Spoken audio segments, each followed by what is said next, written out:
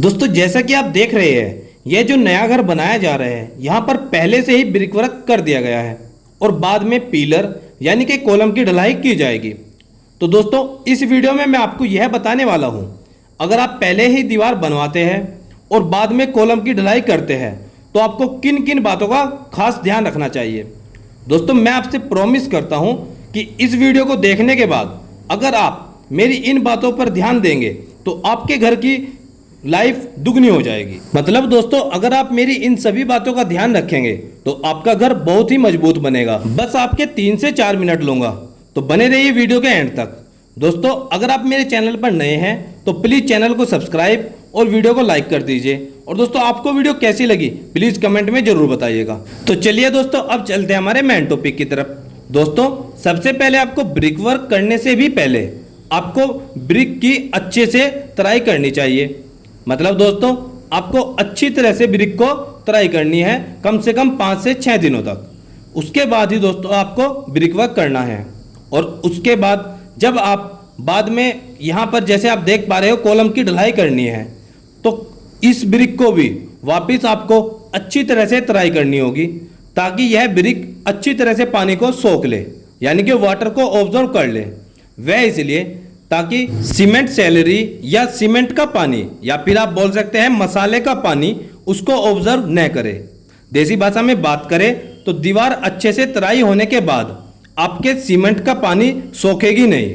दोस्तों अगर आप ऐसा नहीं करते तो दोनों साइड की ईंटें सीमेंट को पानी को सोख लेगी और इससे आपकी कॉलम कमजोर हो जाएगा, यानी कि आपका घर भी कमजोर होगा। वहीं अगर यह दीवार पूरी तरह से तराई की जाएगी तो यह सीमेंट को पानी को ऑब्जर्व नहीं करेगी, यानी कि सीमेंट के पानी को नहीं सोखेगी और कंक्रीट की स्ट्रेंथ बनी रहेगी। अब सेकंड दोस्तों, जब हम इस तरीके से कॉलम कास्टिंग के लिए शटरिंग लगाते हैं तो वहां प्रॉपर सही से शटरिंग नहीं लगती।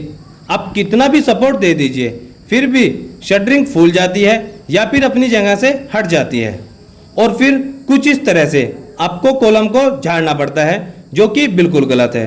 दोस्तों आपको इस तरह के कॉलम को कास्ट करने के लिए अच्छे से शटरिंग करनी होती है। ऐसा नहीं कि कोई भी किसी भी तरह की लकड़ी या फट्टा वगैरह लगाकर शटरिंग को लगा दे। दोस्तों बेहतर होगा कि आप दोनों साइड में शटरिंग प्लाई का यूज करें या फिर शटरिंग लोहे की यूज करें। तो इस तरह की शटरिंग को रोकने में या फिर सेट करने में दिक्कतों का सामना करना पड़ता है। दोस्तों इसके लिए आप बाइंडिंग वायर का यूज करें तो बेहतर होगा, क्योंकि फिर जब अगले दिन आप शटरिंग को खोलना चाहोगे तो आपको सिर्फ बाइंडिंग वायर को कट करना है और शटरिंग आसानी से रिमूवेबल हो जाएगी, यानी कि खुल जाएगी। अब थर्ड, ऐसी कंडीशन में आप अपने कॉलम को कैसे सीधा रखें।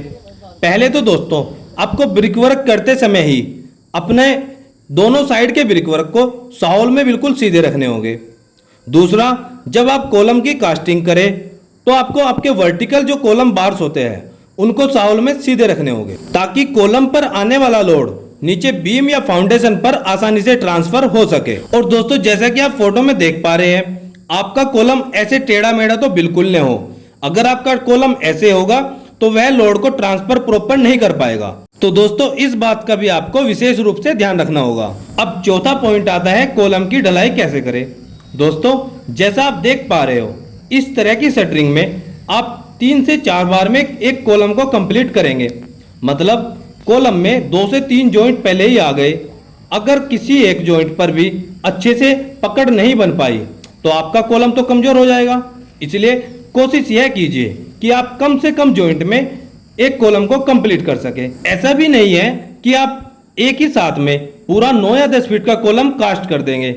यह हमारे इंजीनियरिंग पॉइंट ऑफ व्यू से ठीक नहीं है।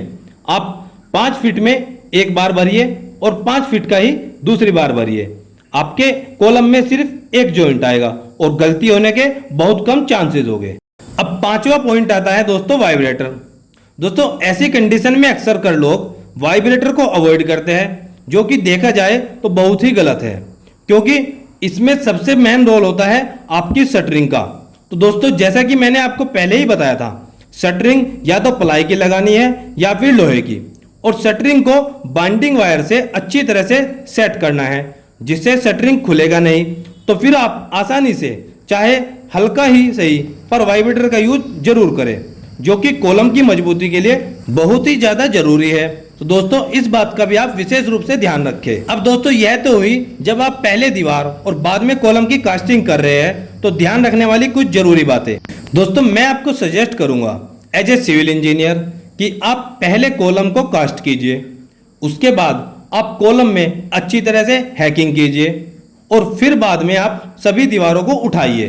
कॉलम में हैकिंग करना बहुत ही ज्यादा जरूरी है क्योंकि बाद में जो आप दीवारों को उठाएंगे तो उससे आपकी दीवार और कॉलम में अच्छे से पकड़ बन पाएगी। अब लास्ट में दोस्तों मैं आपको बता देना चाहता हूं, अगर आप अपने घर का नक्शा बनवाना चाहते हैं, यानी कि आप 2D प्लानिंग कराना चाहते हैं, 3D प्लानिंग या 3D फ्रंट एलिवेशन रेडी करवाना चाहते हैं, या फिर आप किसी भी तरह की column, beam, slab, staircase, electrical, plumbing और स्ट्रक्चरल डिटेल्स सभी तरह की ड्राइंग बनवाना चाहते हैं तो आप दिए गए मेरे इस व्हाट्सएप नंबर पर हमें मैसेज कर सकते हैं।